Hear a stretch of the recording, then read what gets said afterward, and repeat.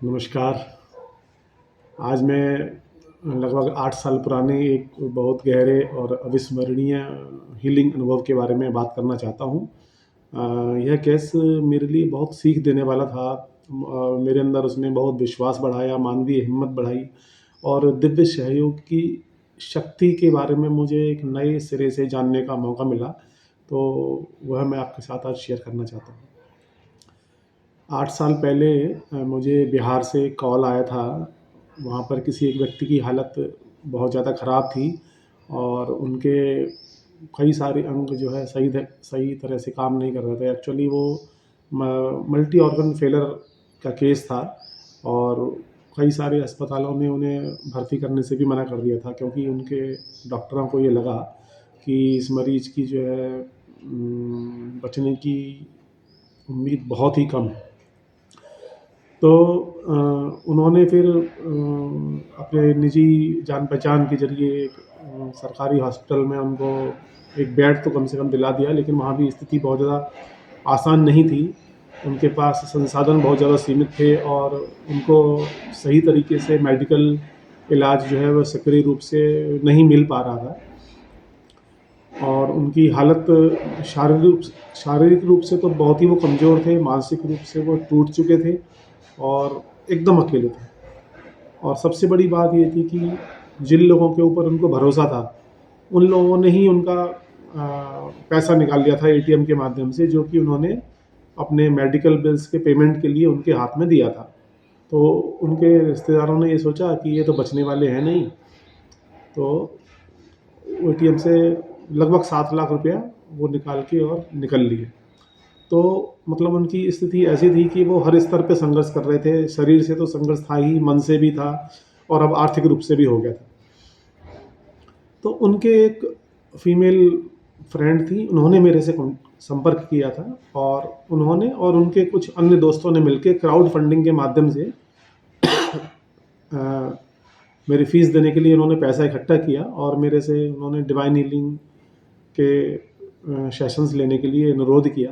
पहले से ही वो मेरे को पर्सनली रूप से जानती थी, इसलिए उनको मेरे ऊपर कुछ विश्वास भी था और मैंने कई सारे सेशंस मैं डेली देता गया। लगभग 4 से 5 सेशन देता था, जिसमें 3 सेशन शायद डिवाइन हीलिंग के थे और 2 सेशन मिरेकल हीलिंग्स के देता था।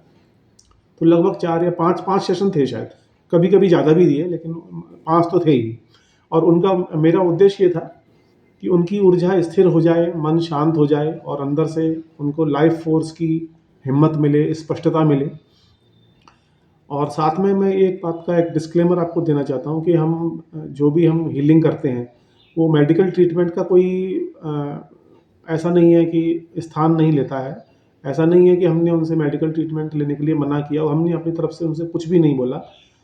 लेकिन उनके साथ समस्या ये थी कि जो डॉक्टर थे वो खुद उनका इलाज ही नहीं करना चाहते थे। बट हो सकता है कुछ मिल भी गया हो, बट हमारे तरफ से उसके लिए कोई वो नहीं था, क्योंकि हम मेडिकली किसी को इलाज करने से वैसे भी लीगली हम मना तो कर ही नहीं सकते हैं, तो हम वो करते भी नहीं कभी।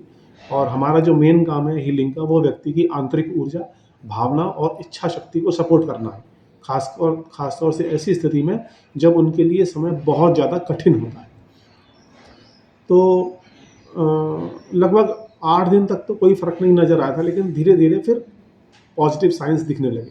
धीरे-धीरे उनकी बॉडी में बदलाव दिखने लगे, उनकी जागरूकता थोड़ी-सी बढ़ी, ऊर्जा स्थिर होने लगी और उनकी शरीर की जो प्रतिक्रिया बेहतर होती चली गई। शुरू-शुरू में तो वो बिस्तर पे बैठ भी नहीं पा रहे थे, बट बाद में वो बैठने भी लगे थे आराम से, थोड़ा-थोड़ा चलने-फिरने भी लगे धीरे-धीरे करके। 20 दिन के बाद ऐसा हुआ, बड़ा अद्भुत, कि जो व्यक्ति शुरुआत में बिस्तर पे बैठ भी नहीं पा रहा था, वो अपने पैरों पे खड़ा होके चलने भी लग गया था।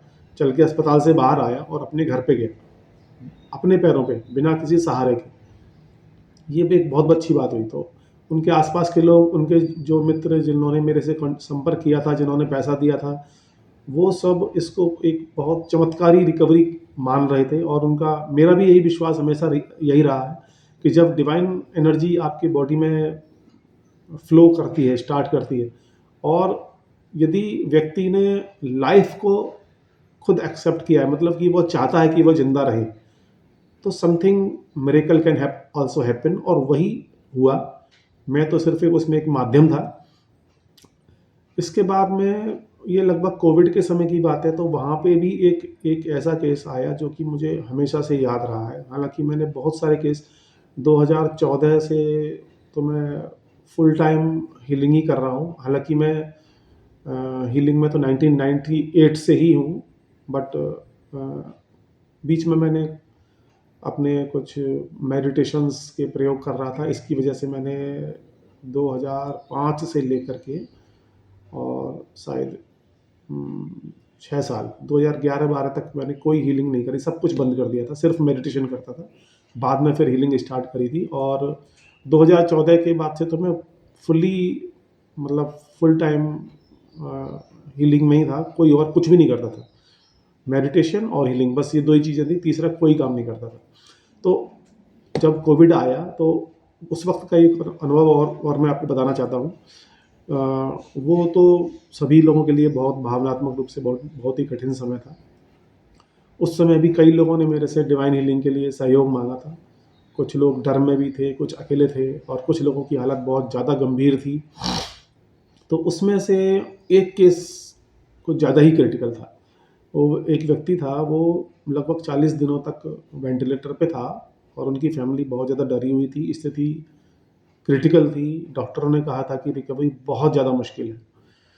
तो उनकी फैमिली ने मेरे से संपर्क किया और हमसे हीलिंग के लिए उन्होंने सपोर्ट माँगा। तो हमने स्पिरिचुअल हीलिंग, डिवाइन हीलिंग कह लीजिए, मैं उसको डिवाइन हीलिंग कहता हूँ, वो हमने स्टार्ट किया, और साथ में हम मिरेकल हीलिंग भी करते हैं, जो एक अलग ही टाइप की हीलिंग है, बहुत ज़्यादा पावरफुल है।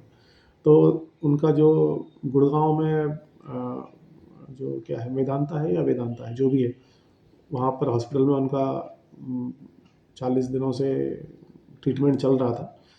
तो उन्होंने हमसे पूछा भी कि डॉक्टरों ने तो मना कर दिया, हम क्या करें? मैंने कि तो डॉक्टर जो कह रहे हैं वो तो जो भी कर रहे हैं वो आप करने दीजिए, हम उसके लिए कुछ नहीं कह सकते, क्योंकि हमारा कोई लीगल राइट नहीं है। हाँ, हम अपनी तरफ से जो सपोर्ट कर सकते हैं वो हम करेंगे। तो हमने उनके लिए डिवाइन हीलिंग और मिरेकल, उनके केस में तो बहुत ज़्यादा हीलिंग कर दी। मतलब कभी-कभी तो मुझे याद है कि हम सुबह 6 बजे से हीलिंग करने बैठते थे, और सिर्फ़ 2 हीलिंग के बीच में हम आधे घंटे का ही गैप रखते थे, और शायद 8 या 10 सेशन एक दिन में चलते थे, डिवाइन हीलिंग और मिरेकल हीलिंग। मिरेकल हीलिंग उनके केस में हमने 3 करी थी, सुबह, दोपहर, शाम, और बीच में डिवाइन हीलिंग भी करते रहते थे, क्योंकि हालत बहुत ज़्यादा ख़राब थी, और मतलब कभी भी कुछ भी हो सकता था। तो मेडिकल इलाज भी जो भी उनका चलता रहा होगा उसके बारे में तो मुझे कोई बहुत ज़्यादा जानकारी नहीं है, बट हमने अपने ऊर्जा स्तर पर और भावनात्मक रूप से सपोर्ट देने के लिए रेगुलर हीलिंग सेशंस दिए थे।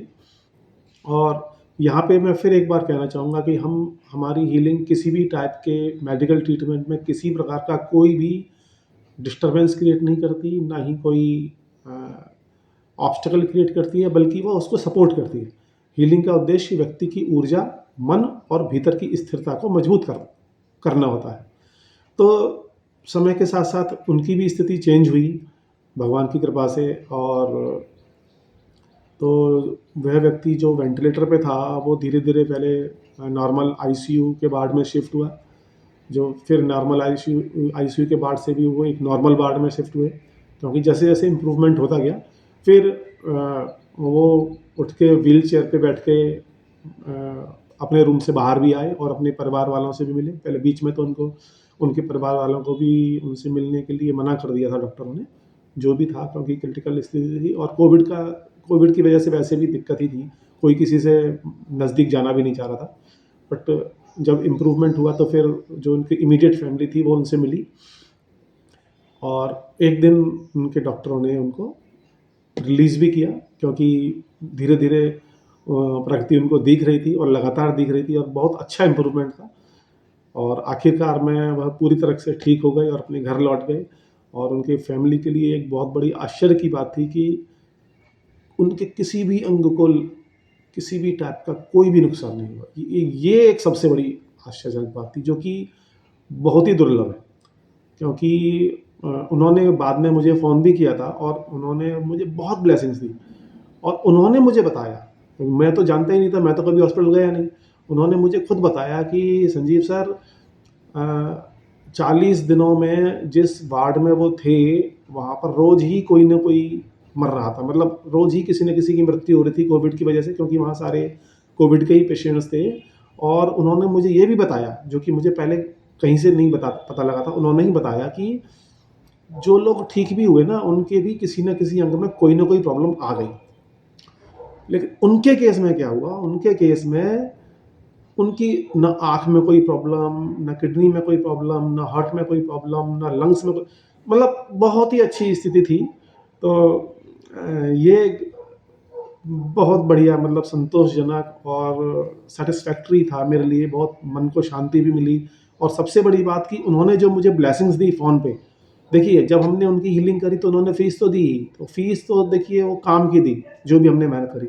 बट उनकी जो ब्लेसिंग्स थी फ़ोन पे, उन्होंने बहुत अच्छे ढंग से मेरे से बात करी, मुझे बहुत आशीर्वाद दिया।